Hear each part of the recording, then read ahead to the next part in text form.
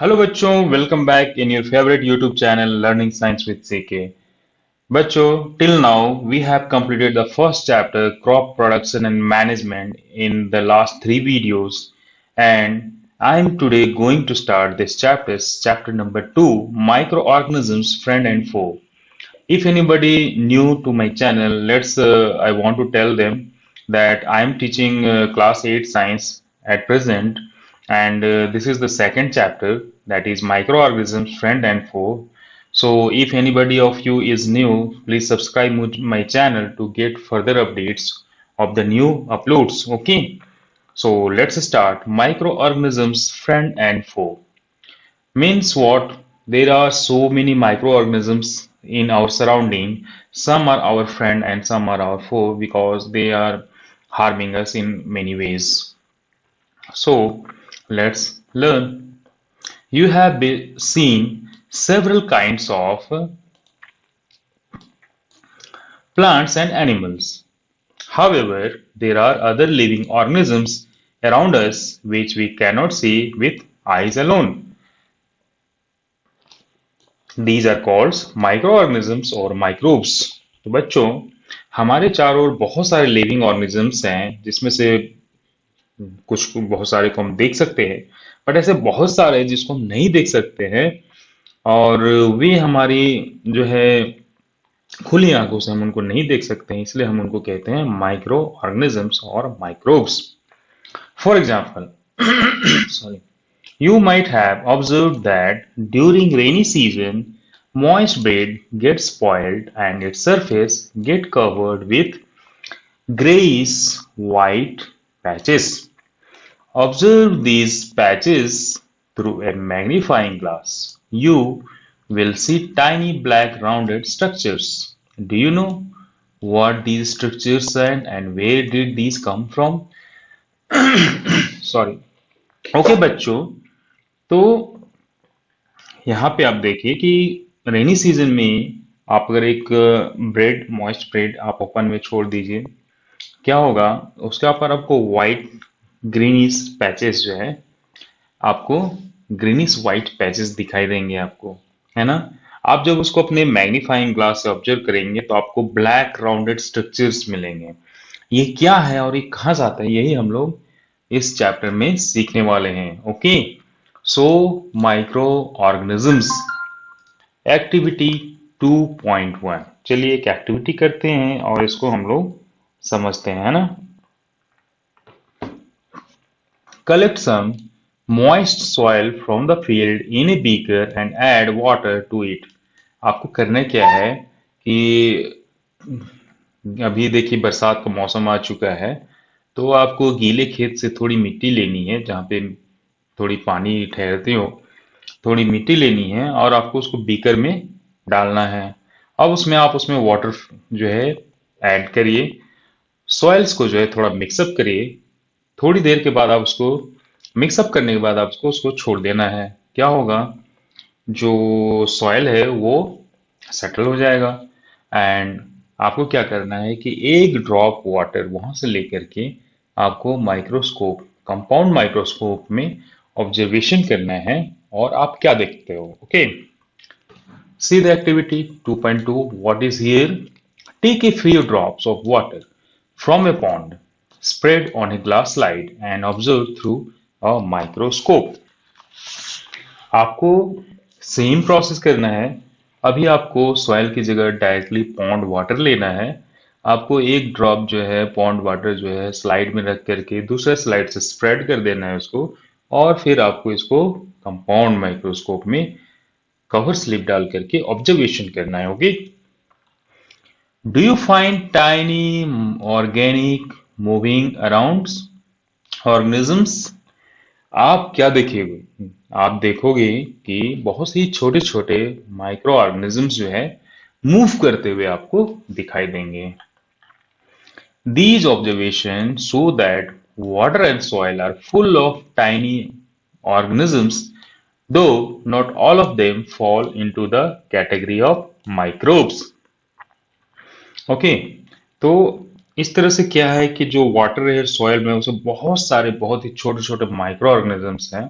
हालांकि सभी माइक्रोब्स की कैटेगरी में नहीं आएंगे, है ना। जो बड़े हैं जिसको हम नेकेड आई से देख सकते हैं उसको माइक्रोब्स नहीं कहते हैं। जिसको हम सिर्फ माइक्रोस्कोप में ही देख सकते हैं, कंपाउंड माइक्रोस्कोप में ही देख सकते हैं, उसी को हम जो है माइक्रोब्स कहते हैं। These microorganisms or microbes are so small in size that they cannot be seen with the unaided eye. Okay? ये साइज में इतने छोटे हैं कि आप इनको जो है अपनी खुली आंखों से नहीं देख सकते हैं। Some of these, such as the fungus that grow on bread, can be seen with the magnifying glass. Others cannot be seen without the help of a microscope. That is why these are called microorganisms or microbes. तो ये जो microbes हैं, ये जो micro organisms हैं, okay, इनको हम अपनी खुली आंखों से नहीं देख सकते हैं। इन कुछ हैं जैसे फंगस जो कि ब्रेड में ग्रो करते हैं, इसको आप मैग्नीफाइंग ग्लास से देख सकते हैं। बट अदर जो माइक्रोब्स हैं उसको आप जो है मैग्नीफाइंग ग्लास से भी नहीं देख सकते हैं। उसके लिए आपको माइक्रोस्कोप की आवश्यकता होगी, कंपाउंड माइक्रोस्कोप की आवश्यकता होगी, और इसीलिए हम इनको माइक्रो ऑर्गेनिजम्स और माइक्रोब्स कहते हैं। Okay, microorganisms are classified into four major groups. These groups are bacteria, fungi, protozoa and some algae. Okay, तो ये जो माइक्रोब्स हैं इनको हम मेनली चार कैटेगरी में जो है रखते हैं, और वो चार कैटेगरीज हैं बैक्टीरिया, फंगी, प्रोटोजोआ एंड अलगा। इसके अलावा भी माइक्रोब्स हैं जैसे कि वायरस, जिसको हम नॉन लिविंग और लिविंग के बीच की कड़ी मानते हैं, क्योंकि ये कंप्लीटली इसके पास लिविंग फीचर्स नहीं है, इसीलिए इसको एक कंप्लीट लिविंग नहीं माना जाता है ना। बट ये भी एक माइक्रोस्कोपिक है। एंड ये जो है they however reproduce only inside the cell of the host organism which may be a bacterium, plant और animal. Some of the virus are shown in figure. Okay, तो ये जो वायरस है ये भी माइक्रोब्स हैं, और ये जो है खुद में रिप्रोड्यूस नहीं कर पाते हैं। ये जो है अदर माइक्रोब्स जैसे कि बैक्टीरिया की बॉडी में चले जाते हैं, अपना जो जीन है उसको दूसरे बैक्टीरिया में एंटर कर देते हैं और अपना जो है रिप्रोडक्शन करते हैं, है ना। या तो बैक्टीरिया हो सकता है, या प्लांट या एनिमल सेल हो सकता है, जिसमें ये वायरस जो है अपना रिप्रोडक्शन करते हैं या फर्दर लाइफ साइकिल पूरा करते हैं, है ना। कुछ यहाँ पे पिक्चर्स दिए हुए हैं, चलिए हम लोग देखते हैं। सबसे पहले तो हम लोग बैक्टीरिया जो माइक्रोब्स हैं वो देखेंगे, जैसे कि स्पाइरल बैक्टीरिया। देखिए, ये स्पाइरल बैक्टीरिया मीन्स इसका जो शेप है वो स्पाइरल है ना। That's why it is called spiral bacteria. Then rod shaped bacteria, you see the shape of the bacteria is rod like, rod like, so it is named as rod shaped bacteria. देखिए, अब अलगा जो चार categories हैं वो हम देख रहे हैं यहाँ पे। क्लेमाइडोमेनस, स्पाइरोगैरा, इनको अलगा में कैटेगरी में रखा गया है क्योंकि अलगा कैटेगरी के जो माइक्रोब्स हैं वो फोटोसिंथेसिस करते हैं, they are autotrophs. Then protozoa, protozoa animal जो माइक्रोब्स होते हैं, ये जो अलगा के जो माइक्रोब्स है वो प्लांट कैटेगरी में आते हैं, और प्रोटोजोआ के जो माइक्रोब्स है वो एनिमल कैटेगरी में आते हैं। और ये सिंगल सेलुलर होते हैं और हेट्रोट्रॉप्स होते हैं। ओके, जैसे amoeba and paramecium. Then see the fungi. Fungi are growing in dead and decaying organisms. For example, bread mold growing in bread, penicillium, okay, and aspergillus. They all are fungi. Now see the virus. You see crystal shaped. These are virus. Okay. Come to the next. Common ailments like cold, influenza, that is flu, and most cough are caused by virus. Serious diseases like polio and chicken pox are also caused by virus. Okay. तो जो आपको common elements होते हैं जैसे कि cold, influenza that is flu and most cough they are caused by virus. But some serious diseases also, for example, polio and chickenpox and many more diseases are also caused by virus. Diseases like dysentery and malaria are caused by protozoan, okay, and whereas typhoid and tuberculosis are bacterial disease. तो आप देखिए dysentery और malaria they are caused by protozoa and dysentery due to amoeba, one of the member of amoeba family, and malaria a protozoan, you know about that also. Okay, and then typhoid and tuberculosis they are caused by bacteria. Okay, now you have learned about some of these microorganisms in class 6 also, 6 and 7 also. Yes, definitely you have studied. Come to the next. Where do microorganisms live? ये कहाँ पे रहते हैं ये microorganisms? Microorganisms may be single-celled like bacteria, some algae and protozoa, or multicellular such as alga and fungi. They can survive under all types of environment ranging from ice-cold climate to hot springs and deserts to marshy lands. They are also found inside the bodies of animals including humans. Some microorganisms grow on other organisms while others exist freely. Microorganisms like amoeba can live alone while fungi and bacteria may live in colonies. तो देखिए क्या है कि जो microorganisms हैं वो या तो सिंगल सेलुलर होंगे या मल्टी सेलुलर होंगे. सिंगल सेलुलर जैसे कि बैक्टीरिया, कुछ अलगा और प्रोटोजोआ ये सिंगल सेलुलर होते हैं. मल्टी सेलुलर मतलब वो एक से ज्यादा सेल से बने हुए हैं जैसे कि अलगा and fungi. Okay, now survival की बात है तो कहाँ पाए जाएंगे? तो सभी टाइप्स के एनवायरनमेंट में मिलेंगे ranging from ice cold climate से लेकर के आपको हॉट स्प्रिंग्स और डेजर्ट से लेकर के मर्सी लैंड सब जगह वो आपको मिलेंगे. They are also found inside the body of human and animals. Okay, ये पैरासाइट के रूप में एनिमल्स और ह्यूमंस के बॉडी में भी रहते हैं. कुछ माइक्रोऑर्गेनिजम्स जो है दूसरे ऑर्गेनिजम्स में ग्रो करते हैं और वो जो है आ, वो उनका अपना एक इंडिपेंडेंट लाइफ नहीं होता है जबकि कुछ जो है वो फ्री लिविंग है, फ्री एग्जिस्ट करते हैं, है ना. माइक्रोऑर्गेनिजम्स लाइक अमीबा जो है अकेला रहता है, एलोन रहता है, लेकिन फंगी हो गया, बैक्टीरिया हो गया वो हमेशा कॉलोनी में रहता है. लाइकेन है जो कि एक कॉम्बिनेशन है बैक्टीरिया फंगस का, है ना, अलगी और फंगस का, वो एक साथ ही रहते हैं हमेशा.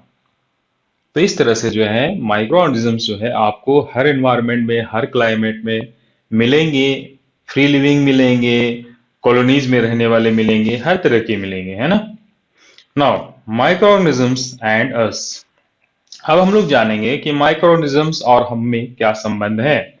सो microorganisms play an important role in our lives.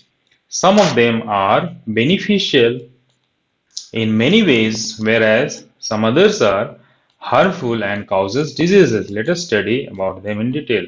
तो कुछ माइक्रोऑर्गेनिजम्स क्या है वो हमारे जो है बहुत ही इंपॉर्टेंट रोल निभाते हैं, बहुत ही हमारे लिए बेनिफिशियल होते हैं, और कुछ जो है हमें नुकसान पहुंचाते हैं, हमें बीमारियां देते हैं. तो हम लोग जानेंगे कौन हमारे फ्रेंड्स हैं और कौन फो है. फ्रेंडली माइक्रोऑर्गेनिजम्स, चलिए जानते हैं कौन कौन से माइक्रोऑर्गेनिजम्स जो है वो हमारे फ्रेंड हैं. So, microorganisms are used for various purposes. They are used in the preparation of curd, bread, and cake. Microorganisms have been used for the production of alcohol since ages. तो बहुत सारे microorganisms जो है humans के friend है, उनका uses जो है कर्ड बनाने में, ब्रेड बनाने में, केक बनाने में, अल्कोहल बनाने में जो है बहुत लंबे समय से प्रयोग किया जा रहा है. They are also used in cleaning up of the environment. For example, the organic waste, that is vegetable peel, remains of animal and fishes, are broken down into harmless and usable substances by bacteria. Okay, तो कुछ bacteria जो है, कुछ microorganisms जो है, वो हमारे environment का क्लीनिंग भी करते हैं। जैसे कि आपने लास्ट क्लास में पढ़ा था, कंपोस्ट खाद बनाने का प्रोसेस जो है, मैन्योर बनाने का। तो जो भी ऑर्गेनिक वेस्ट है उसको डिकम्पोज करके जो है बैक्टीरिया यूजेबल फॉर्म में कन्वर्ट कर देता है, that is a manure form. तो ये हमारे लिए बेनिफिशियल है। फिर कुछ बैक्टीरिया जो है मेडिसिन के प्रिपरेशन में जो है हेल्प करते हैं, कुछ एग्रीकल्चर में हेल्प करते हैं। जैसे जितनी दालें हैं वो हमें एक विशेष प्रकार का बैक्टीरिया जो है लेगुमिनस बैक्टीरिया उसकी वजह से ही मिल पाता है। अगर वो बैक्टीरिया नहीं होता तो हमारे पास किसी भी प्रकार का दाल अवेलेबल नहीं होता। सो इस प्रकार वो सॉइल फर्टिलिटी भी बढ़ाते हैं और हमें फूड भी देते हैं। Making of curd and bread, अब हम लोग जानेंगे कि कैसे जो है कर्ड और ब्रेड जो है बनाया जाता है बैक्टीरिया का यूज करके।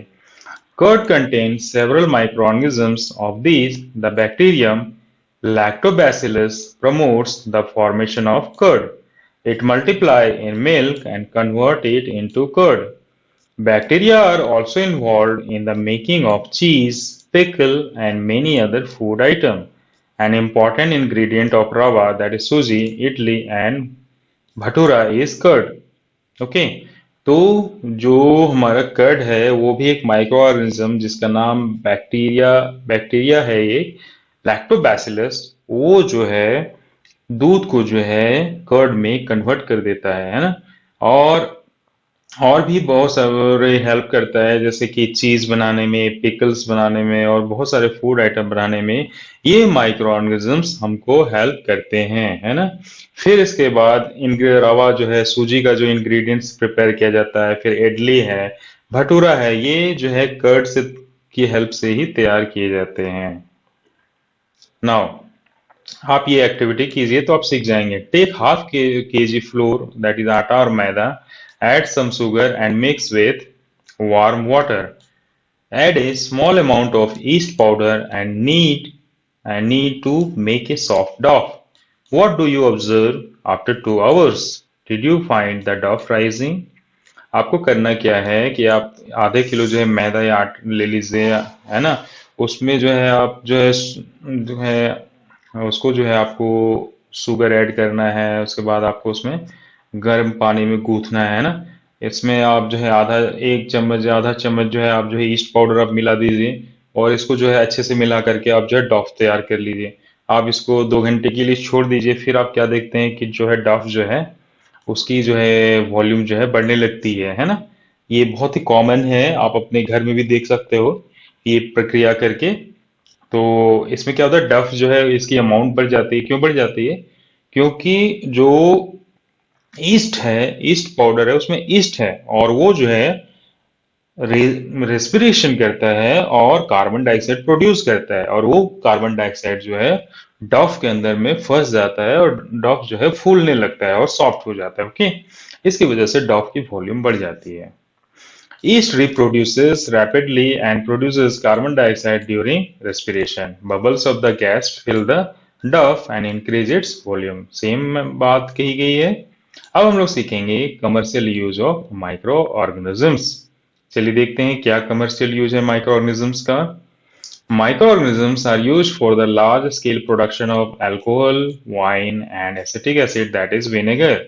Yeast is used for commercial production of alcohol and wine. For this purpose, yeast is grown on natural sugar present in grains like barley, wheat, rice, and crushed fruit juice.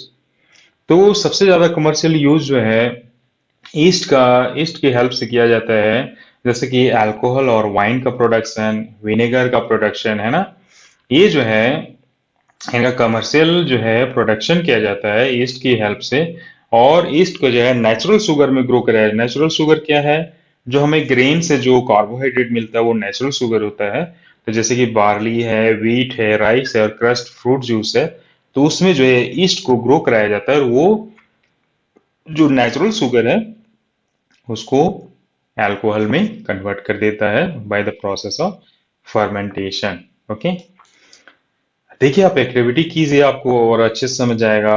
500 ml आपको beaker में जो है 3/4 water लेना है, 2-3 चम्मच जो है आपको उसमें शुगर ऐड करना है और हाफ चम्मच जो है ईस्ट पाउडर आपको उसमें डाल देना है। ओके, अब इसको आपको 4 से 5 घंटे छोड़ देना है और आपको जो है कुछ देर के बाद जो है सॉल्यूशन का स्मेल चेक करना है। तो ये कैसा स्मेल करेगा? चूंकि अभी आपने एक सेम प्रोसेस किया है, ये जो है आपको, चूंकि ईस्ट जो है, जो शुगर है उसको अल्कोहल में कन्वर्ट कर देता है, तो आपको अल्कोहल की स्मेल मिलेगी। So this is the smell of alcohol as sugar has been converted into alcohol by yeast. Okay, और ये जो process है, process of conversion of sugar into alcohol is known as fermentation। और ये जो process है इसकी डिस्कवरी जो है लुइस पास्चर जी ने 1857 में किया था। अब हम लोग जानेंगे medicine use of micro organisms. तो क्या है कि जब भी आप बीमार पड़ते हो, आप डॉक्टर के पास जाते हो, तो डॉक्टर आपको एंटीबायोटिक देते हैं। ओके, तो वो एंटीबायोटिक जो है क्या है, वो बैक्टीरिया और जो है और अदर माइक्रो ऑर्गेनिजम्स जो हमें डिजीज काउज करते हैं उसको मार देता है ना। तो इसको हम लोग एंटीबायोटिक बोलते हैं। ओके, देखिए, तो आजकल क्या है कि इसका जो है प्रोडक्शन बहुत मात्रा में हो रहा है ना। और इसका प्रोडक्शन जो है कैसे किया जाता है, बैक्टीरिया और फंगाई के हेल्प से। और जो common antibiotics, broad spectrum antibiotics आजकल बनाए जा रहे हैं वो क्या है, स्ट्रेप्टोमाइसिन, टेट्रासाइक्लिन एंड एरिथ्रोमाइसिन। ये बहुत ही कॉमन एंटीबायोटिक है, ब्रॉड स्पेक्ट्रम एंटीबायोटिक है जो कॉमनली प्रेस्क्राइब किए जाते हैं डॉक्टर के द्वारा। ओके, अब देखिए कि ये जो एंटीबायोटिक है ये सब किसके द्वारा जो है ढूंढा गया है। In 1929, Alexander Fleming was working on a culture of disease-causing bacteria. Suddenly, he found the spores of a little green mold in one of his culture plate. He observed that the presence of mold prevented the growth of bacteria. In fact, it also killed many of these bacteria. From this, the mold penicillin was prepared.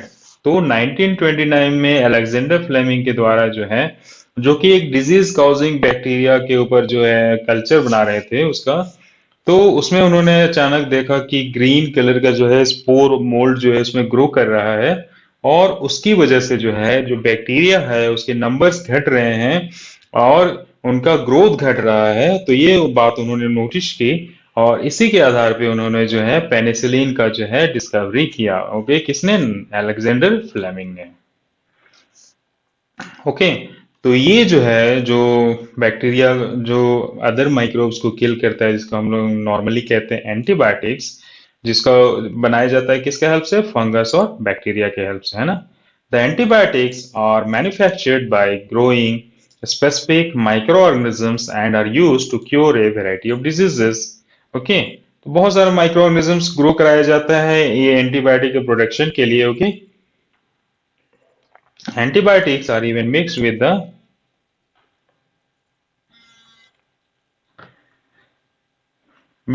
the feed of livestock and poultry to check microbial infection in animals। Okay, तो क्या है कि जो ये antibiotics है उसको जो है लाइव स्टॉक और पोल्ट्री का जो फूड होता है उसमें भी मिक्स किया जाता है ताकि जो माइक्रोबियल ग्रोथ हो, इस तरह का कोई इन्फेक्शन हो उसको रोका जा सके, है ना। They are also use to control many plant diseases. Antibiotics का यूज जो है प्लांट डिजीज को भी कंट्रोल करने के लिए किया जाता है। Now, it is important to remember that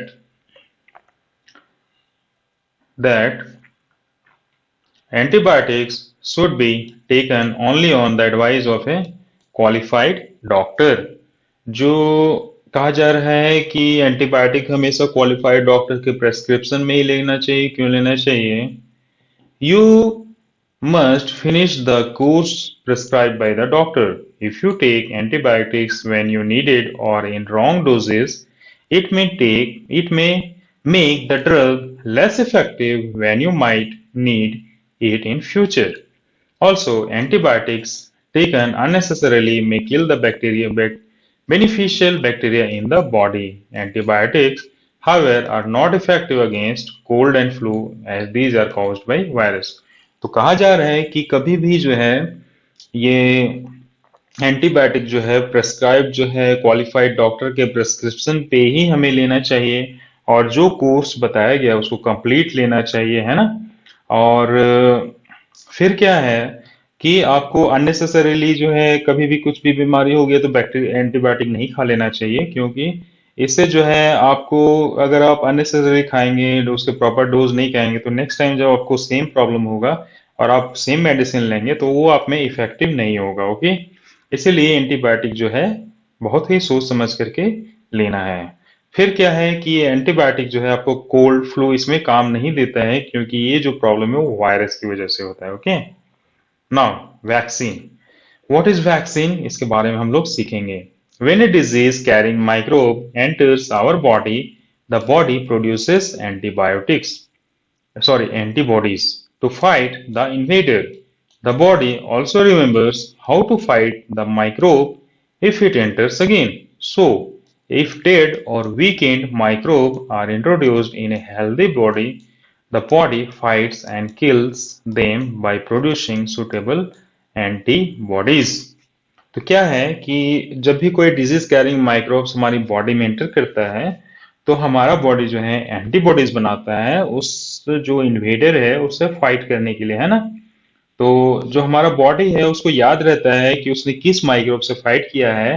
तो अगर वो फॉरेन बॉडी फिर से हमारी बॉडी में एंटर करता है तो अगेन उसके साथ इजीली फाइट करता है, उसको किल कर देता है। तो सो ये वैक्सीन है, सेम कंसेप्ट में है। इसमें क्या है कि जो डिजीज काउजिंग एजेंट है उसको डेड और वीक कंडीशन में जो है माइक्रोब को बॉडी में इंट्रोड्यूस कराया जाता है और बॉडी उसके अगेंस्ट में फाइट करता है, उसको किल कर देता है और जो एंटीबॉडीज है वो बना देता है ना। तो नेक्स्ट टाइम जब वो आपको डिजीज के माइक्रोब्स बॉडी में आएंगे तो वो एंटीबॉडीज उसको किल कर देंगे, है ना। तो वैक्सीन का जो उद्देश्य है वो यही है और कंसेप्ट यही है। एंटीबॉडीज जो है, the antibodies remain in the body and we are protected from the disease causing microbes. This is how a vaccine works. Several diseases, including cholera, tuberculosis, smallpox, and hepatitis, can be prevented by vaccination. Okay. तो ये जो antibodies बन जाते हैं हमारे body में तो हमारे बॉडी में वो हमें बने रहते हैं और ये हमारी बॉडी को जो है माइक्रोब्स और डिजीज से जो है बचा करके रखते हैं। तो इस तरह से जो है वैक्सीन काम करता है। तो बहुत सारा डिजीज है जैसे कॉलेरा है, ट्यूबरकुलोसिस है, स्मॉल पॉक्स, हेपेटाइटिस है, इसका जो है वैक्सीनेशन दिया जाता है और डिजीज को प्रिवेंट किया जाता है। तो इसका जो डिस्कवरी है वैक्सीनेशन का, इसका डिस्कवरी किया गया था एडवर्ड जीनर के द्वारा। उन्होंने स्मॉल पॉक्स का जो है वैक्सीन डिस्कवर किया था 1798 में। ओके, और आप ये भी याद करिएगा कि आपके चाइल्डहुड में आपके जो है पेरेंट्स आपको बहुत सारी जो है वैक्सीनेशन कराई है। आप उनसे पूछिए और पता करिए और उसकी एक लिस्ट प्रिपेयर कर लीजिए कि किस डिजीज के लिए कौन सी वैक्सीन दी जाती है। Okay, it is essential to protect all children against these diseases. Necessary vaccines are available in the nearby hospital. You might have seen the advertisement on TV. बिल्कुल, और बहुत जितने भी वैक्सीन है ये आप नियर बाय हॉस्पिटल में available है। आपने बहुत सारा एडवर्टीजमेंट टीवी में भी सुना होगा, स्पेशली पोलियो के लिए, है ना। पोलियो के लिए, क्योंकि गवर्नमेंट ऑफ इंडिया की पल्स पोलियो जो प्रोग्राम है वो लंबे समय से चल रहा है, जिसकी वजह से हमारी कंट्रीज में पोलियो डिजीज जो है खत्म हो गया है। और जो पोलियो ड्रॉप्स है वो 5 ईयर्स से कम के बच्चों को जो है दिया जाता है, वैक्सीन है, वो एक वैक्सीन है। Okay, a worldwide campaign against smallpox has finally led to its eradication from most part of the world. तो और स्मॉल पॉक्स भी ऐसा डिजीज है जो कि जिसका कि वैक्सीन एडवर्ड जेनर ने जो है डिस्कवर किया था और आज की डेट में most of the part of the world से जो है ये कंप्लीटली खत्म हो चुका है small pox. Okay, now these days vaccines are made on a large scale from microorganisms to protect human and other animals from several diseases. अब ये जो है कमर्शियल रूप से जो है वैक्सीन जो है तैयार की जाती है बहुत ही लार्ज मात्रा में एनिमल्स को, ह्यूमंस को डिजीज से बचाने के लिए, है ना। Now next point, increasing soil fertility. तो ये जो है हम लोग नेक्स्ट चैप्टर, नेक्स्ट वीडियो में हम लोग जो है पढ़ेंगे इंक्रीजिंग सॉइल फर्टिलिटी। ओके बच्चों, और इसमें फिर हम आपको बताएंगे और इसके बारे में कि कैसे जो है सॉइल की फर्टिलिटी बढ़ती है। ओके, तो आज के लिए इतना ही बच्चों। तो thanks for listening and paying attention with me बच्चों। तो मुझे उम्मीद है कि आपको बहुत ही हेल्प हुआ होगा, और मैं आपको कहूँगा यही कि आप जो है you just watch this video more and more. In the next video part 2 I will proceed further. Okay, and if you have any doubts, any problems till this page, then you can tell me, you can ask me through, you just write the comments, you what you have the problems. If you have any problem in understanding in the way of I am teaching, you can suggest me. Okay, and if anybody new to my channel, I am again need to say that please subscribe my channel so that you will get the further updates in time. Okay, and normally every 3 days, in alternate every 3 days, I am posting the new videos. Okay, so please watch and visit my channel for the further updates.